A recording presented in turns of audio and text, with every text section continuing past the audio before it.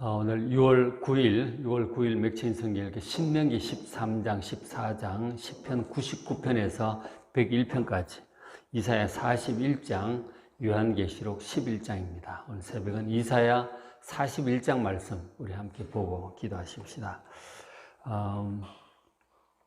이사야서 앞에 39장까지가 이 39장까지는 아수르가 유다 백성들의 환란의 근원이었어요.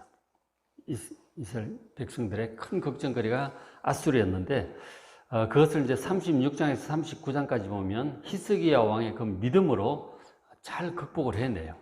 잘 극복을 해냅니다. 그리고 이제 40장이 이렇게 이어지는데, 40장부터는 이제 바벨론이 유다 백성들의 환란의 이제 근원으로 이제 등장을 하고 있어요. 히스기야 왕의 믿음으로 참 북이스라엘이 멸망하는 위기에서도 남유다는 잘 견뎌냈거든요. 잘 견뎌냈지만, 극복을 했지만, 그러나 그 이후에 왕들이 또 바뀌고 이러면서 또 어리석음과 교만함, 우상숭배, 불순종 이런 것들로 인해서 결국 남유다도 바벨론에 의해서 멸망하고 맙니다. 하나님의 백성들의 그 반복적인 죄악, 그에 대한 하나님의 심판인 것이죠. 그리고 백성들이 또 회개하고 나라가 회복되고 이런 것들이 사사시대부터 계속 반복이 되고 있죠. 참 그런 것들이 반복되는 안타까운 상황이지만, 하나님의 구원의 그 은혜와 능력으로 결국은 하나님의 백성들이 온전한 구원에 이르게 될 것입니다. 그런 것들이 하나님의 계획이고 섭리인 것이죠. 41장 2절에 보시면은 이런 이제 말씀을 하죠. 누가 동방에서 사람을 일깨워서 열국을 그의 앞에 넘겨주며 그가 왕들을 다스리게 하되. 지금 이스라엘 백성들이 바벨론에 의해서 멸망을 할 거란 말이에요. 멸망을 하고 한 이후에 그렇게 멸망하고 나라가 완전히 흩어지고 끝나는 것이 아니다 하는 거예요.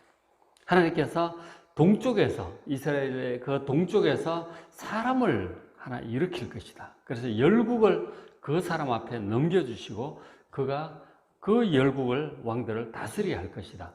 한 영웅이라고 할까요? 지도자, 정복자를 세워서 열국을 다스리게 할 것이다. 지금은 바벨론에서 나라가 멸망을 했고, 아수르에서 멸망을 했고, 그렇게 되어 있지만 또 새로운 사람을 일으킬 거라고 하나님 말씀하는 거예요. 이스라엘 저 동쪽에서 열국을 다스릴 정복자가 일어날 것이다. 3절에 그가 그들을, 여러 왕들을 쫓아가서 그의 발로 가보지 못한 길을 안전히 지났나니 여러 나라들을 막 쉽게 정복을 한다는 거예요. 전쟁이 원래 쉬운 게 아니잖아요. 워낙 뛰어난 정복자였던 것 같아요. 그래서 4절에 이 일을 누가 행하였느냐? 이 바벨론을 멸망시키고 여러 나라를 정복하고 새롭게 할 이 사람을, 동쪽에서 사람을 세울 이 일을 누가 행하였느냐? 바로 나 여호와다. 그렇게 말씀을 하고 있는 것이죠.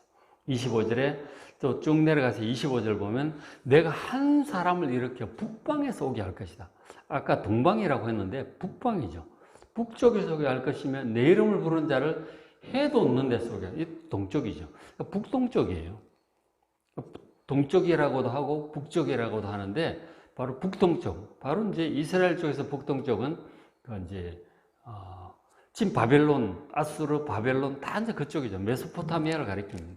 그곳에서 새로운 이제 정복자가 일어날 것이다. 그 사람은 바로 바벨론 이후에 새롭게 제국을 일으킬 바사왕 고레스를 가리키고 있습니다. 이 바사왕 고레스라고 하는 사람 이름까지 미리 얘기를 하셔요. 바벨론에서 나라가 멸망한 이후에 포로로 다 끌려가잖아요. 그 이후에 그것이 끝이 아니고 새로운 정복자를 메소포타미아 그쪽에서 또 일으켜서 바벨론을 무너뜨리고 이스라엘 포로로 끌려온 유다 백성들을 해방시켜줄 이제 해방자로 이제 하나님께서 보내실 것이다. 그렇게 예고를 하시는 것이죠.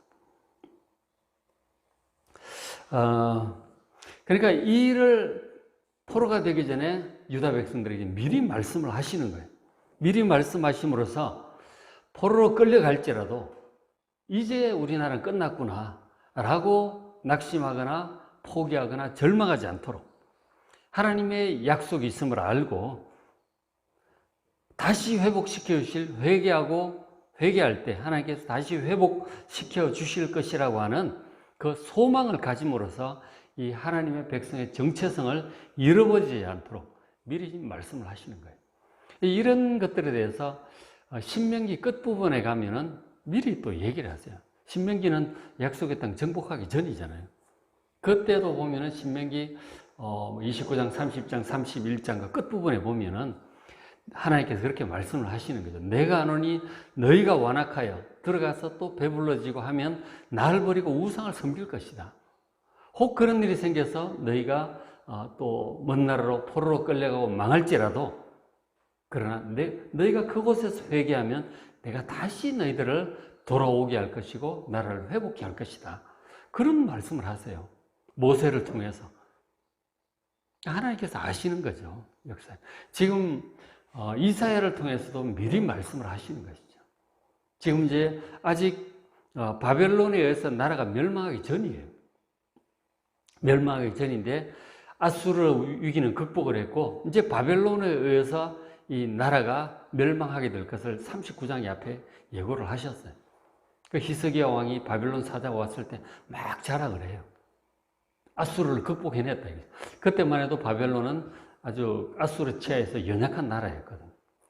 그러니까 잘 극복한 것에 대해서 축하하러 온 바벨론의 사자에게 히스기야가 막 무기고 보석 창고 다 열어 보이고 막 자랑하는 장면이 나와요. 그래서 이사야 선지자가 히스기야 왕을 책망을 하죠.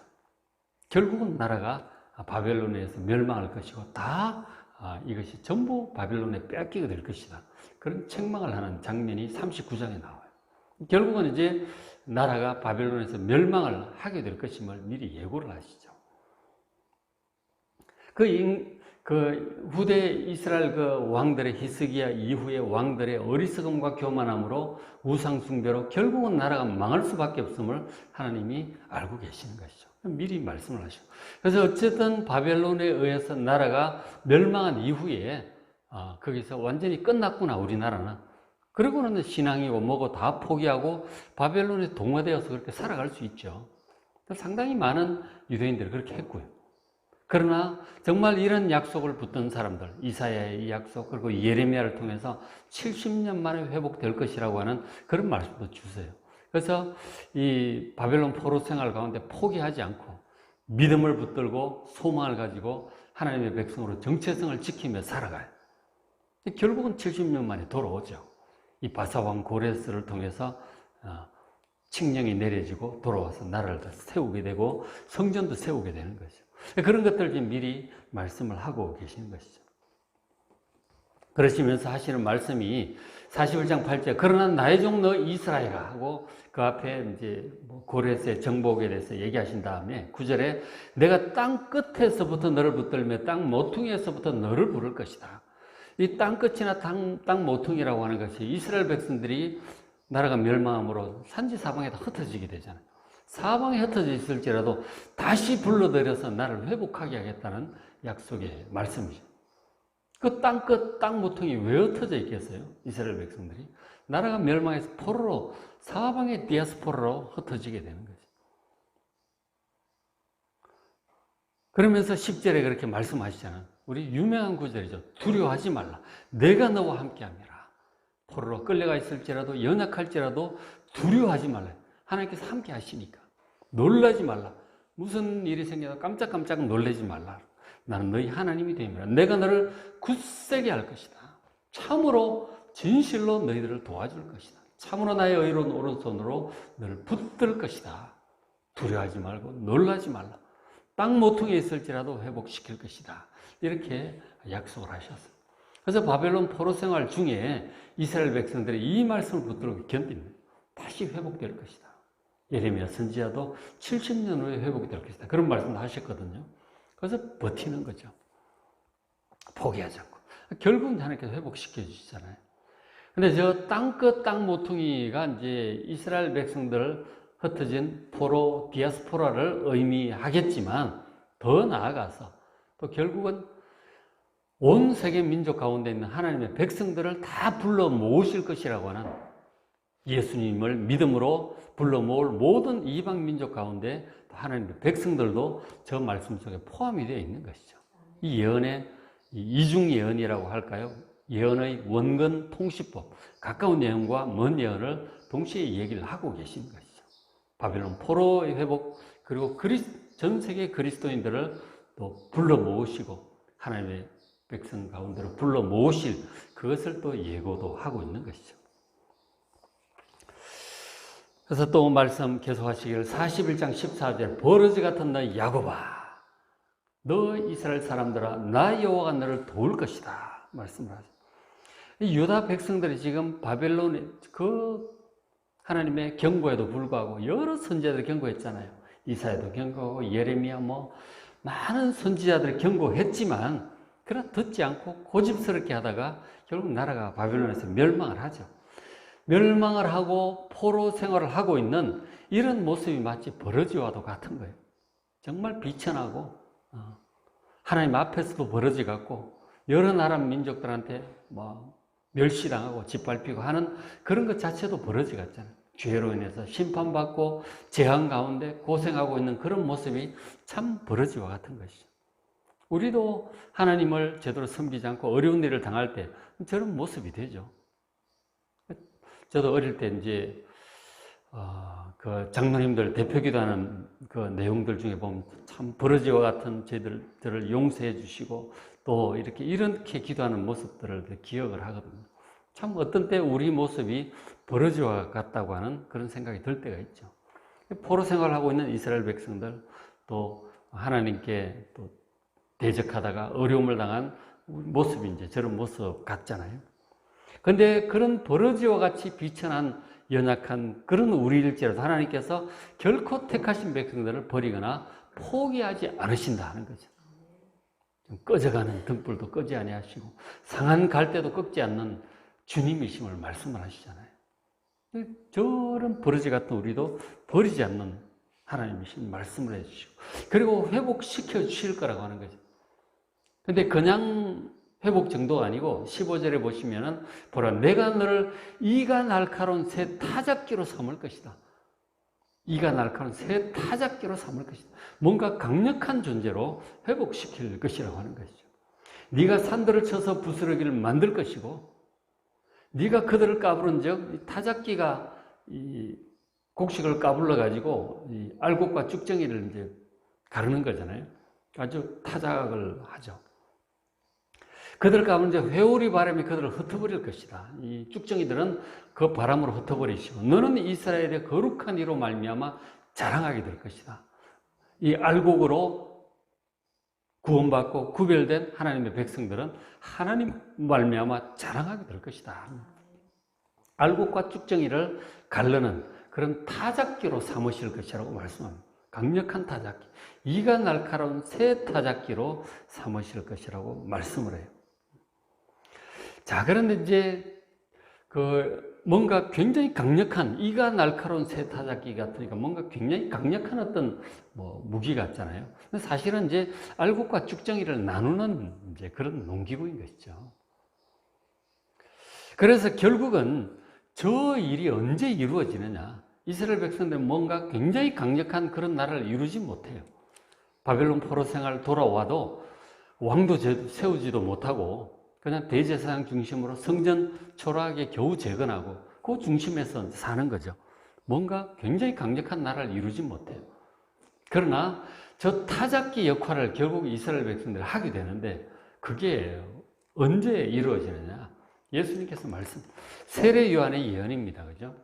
마태복음 3장 11절에 예수님 등장하기 직전에 세례 요한이 예언한 내용이죠. 그는 메시아가 오면, 그리스도가 오면 그는 성령과 불로 너에게 세례를 베푸실 것이다. 손에 키를 들고 자기의 타작마당을 정하게 하사 알곡은 모아 곳간에 들이고 쭉정이는 꺼지지 않는 불에 태울 것이다. 그렇게 말씀을 하죠. 이 세례 요한의 예언대로 예수님께서 오셔서 타작기의 역할을 하십니다. 천국 곳간으로 들어갈 알곡과 영원히 지옥불에 들어갈 이 쭉정이를 이제 갈르시는 거죠. 예수님을 믿느냐, 믿지 않느냐, 성령을 받느냐, 받지 않느냐에 따라서 결국은 알곡과 쭉정이로 갈라지게 되는 거예요. 전 세계 민족을 향해서 예수님께서 이 일을 하시게 되는 거죠. 그래서 성령과 불이라고 이제 우리 불과 같은 성령 얘기를 하는데, 저 성령이 푸뉴마가 바람이에요. 원래 숨, 공기, 바람이에요. 아까 바람, 회오리 바람 얘기도 하시지만 바람과 불로 세례를 베푸신다. 이제 알곡과 죽정이를 가를 때 바람으로 가르잖아요. 이렇게 하면 바람이 알곡과 죽정이를 가르고, 그리고 죽정이는 불에다 태우는 거죠. 저 성령과 불, 바람과 불이라고 하는 것이 알곡과 죽정이를 가르는 그런 의미를 가지고 있어요.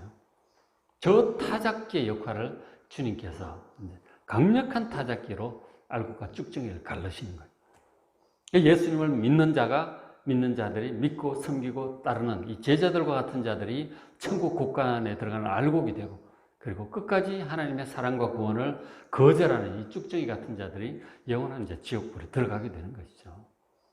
저런 예언의 말씀이 이제도 이가 날카로운 새 타작기라고 하는 예언 속에 그런 이제 예언이 포함되어 있는 것이죠. 그리고 이제 예수님께서 오셔서 하나님께서 이제 구원을 이루시는데, 이사야 41장 18절에 어떤 구원을 지금 말씀을 하시냐면, 잘 보시면 41장 18절에 내가 헐벗은 산에 강을 낼 것이다. 지금 나라가 멸망할 때는 다 그 바벨론에서 멸망할 때 다 정복당하고 산들을 전부 다 나무도 자르고, 그래서 이제 공격 무기로도 쓰고 막 추수한 곡식을 다 거두어가지고 뺏어가지고 자기들 군량미로 써 그러잖아요, 정복자들. 그러니까 한번 전쟁이 일어나고 나면 전부 다 황폐하게 되는 거죠. 나라가 불타고 다 걷어가고 이렇게 되니까. 그래서 나라가 망한 이후에 그렇게 내가 헐벗은 산, 다 작벌되고 한 헐벗은 산에 강을 낼 것이다. 이스라엘은 그렇게 강이 많지 않아요. 요단강, 조그만 시내들, 비도 많지 않고. 그런데 헐벗은 산에 강을 새롭게 낼 것이다. 골짜기 가운데 샘이 막 솟아나게 할 것이다. 그러니까 물이 많아질 것이라는 거죠. 19절에 내가 광야에, 특히 이제 광야라고 할 때 남쪽 유다 광야를 가리키고 있습니다. 그 네게브 지역인데, 그쪽은 비가 영 적기 때문에 나무도 없고 막 영 좀 척박하거든요. 그런데 그 광야의 백향목, 이 백향목 나무 중에 최고의 나무 아니에요? 그런 백향목, 저 북쪽에 레바논이나 있지, 두로와 시돈 쪽이나 있지, 남쪽 유다 광야 백향목 꿈도 못 꿉니다. 그런데 거기에 백향목이 나고 시띠나무가 나고 화석류, 들감남나무, 그런 것들을 심게 될 것이다. 그 하나님이 그래 하신다는 거죠.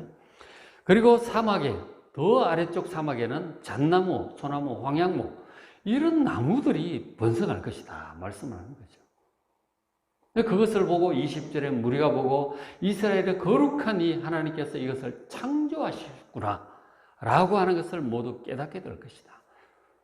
그런 이제 예언의 말씀을 하신 거죠. 사실 저 말씀은 지금도 이루어지질 않았어요, 제대로. 그쪽에는 여전히 황량한 것이죠. 이 강이, 샘물이, 이사야 35장에도 그런 비슷한 말씀이 있잖아요. 이사야 35장 보시면은 그 예언에 보면은 광야와 메마른 땅이 기뻐하며 사막이 백합화 같이 피어 즐거워하며 무성하게 피어 기쁜 노래를 즐거워하며 막 이렇게 말씀을 하시거든요. 근데 그게 그 아래쪽에 사막이나 광야, 네게브나 그 아래쪽 바란 광야 이런데 아주 황량하거든요. 황량한데 이런 말씀을 좀 하시는 거예요. 저것은 사실 지금도 제대로 이루어지지 않는 상황인 거죠. 근데 그곳에 하나님께서 강을 낼 것이고 각종 나무 꽃들이 피고 열매가 열리고 이런 제 말씀들은 결국은 언제 이루어지느냐? 결국은 미래에 있는 것이죠. 미래. 그러니까 지금 이사야 선지자가 저 예언을 처음에 할 당시에 처음 이제 그 말씀을 듣는 유다 백성들의 입장에 생각할 때는 바벨론 포로 멸망 이후에 나라 회복에 대해서 말씀하시잖아요. 나라 회복에 대해서 말씀을 하시지만 그걸로 지금 이루어지는 일은 아닌 거죠. 저런 예언을 보면. 그 앞에 타작기 메시아 예언도 마찬가지지만 단순한 바벨론 포로 회복해서 나라 회복이 끝이 아닌 거예요. 그러니까 저 이사야의 예언 속에 보면은 일단은 고레스 왕을 통해서 포로 생활로부터 돌아와 나라 회복될 것을 먼저 예언을 하고 있고요. 그리고 이제 그 가까운 예언이죠. 더 먼 예언으로는 바로 메시아를 통해서 이 타작기로 하나님 백성들을 삼으실 것이다 하는 그 예언도 포함이 되고, 예수님 초림에 관한 어떤 구원의 예언도 포함이 되어 있고, 그리고 더 나아가서 예수님께서 다시 재림하심으로써 새하늘과 새 땅이 이루어질 것을 지금 예언을 하고 있는 거예요. 이런 것들이. 새하늘과 새 땅에 대한 예언이 이사야서에 가득합니다. 보면 초림을 통한 구원, 그러니까 그 이사야 48장, 53장 이런 데 쭉 보시면은 그 고난받는 여호와의 종이자 그가 찔림은 우리의 허물을 인하며 그가 상함은 우리의 죄악을 인하며, 예수님의 초림을 통한 죄로부터의 구원, 여기 철타잡기 이런 말도, 초림을 통한 구원이 있고 더 나아 재림을 통한 그 구원, 사람의 수명이 나무의 수완처럼 길어질 것이다. 나무가 뭐 몇천 년을 살기도 하는데, 그죠? 영원히 산다고 하는 그런 말씀들. 그리고 뭐 어린아이가 그 독사이불에 손을 넣고 사자와 어린 양이 함께 먹고 아이 손에 이끌리고, 맹수가, 이런 것들은 새하늘과 새 땅을 가리키고 있는 거예요. 이런 예언들을 지금 동시에 다 하고 있는, 가까운 예언, 바벨론 포로로부터의 회복, 그리고 그 다음 예언, 중간 예언, 예수님 초림을 통한 구원의 예언, 그리고 마지막 구원의 완성, 이사야 65장에 새하늘과 새 땅을 말씀을 하시는 거예요. 이런 예언들이 이중삼정으로 예언이 막 섞여서 나오는 것입니다. 우리는 이제 상당히 많이 지났잖아요. 바벨론 포로도 이미 이루어졌고 예수님 초림도 이루어졌고 이 예수님 다시 오실 것만 남아있어요. 새하늘과 새 땅에 대한 그런 예언들도 이 속에서 우리가 볼 줄 알아야 되는 것이죠. 그래서 이런 소망을 가지고 사는 것이 하나님의 백성이에요. 이스라엘 백성들이 포로 생활 중에 있지만 하나님께서 반드시 나라를 회복시켜 줄 거라고 하는 그런 믿음을 가지고 정체성을 유지를 하잖아요. 우리 그리스도인들은 다시 오실 주님에 대한 소망으로 살아가는 것이 이 하나님의 백성들이 늘 깨어 있어라. 다시 오셔서 이루실 새하늘과 새 땅을 소망하며 살아가는 여러분 되시길 바랍니다. 하나님의 모든 약속은 반드시 1.1획도 남기지 않고 반드시 이루어질 것입니다. 자, 오늘 맥주의 성경 신명기 13장, 14장, 시편 99편에서 101편, 이사야 41장, 요한계시록 11장, 특별히 요한계시록이 다시 오실 주님과 새 땅이 이루어져가는 그 과정을 자세히 말씀을 해주고 있잖아요. 성경을 잘 보시고 말씀을 믿음으로 행하는 여러분 되시길 바랍니다.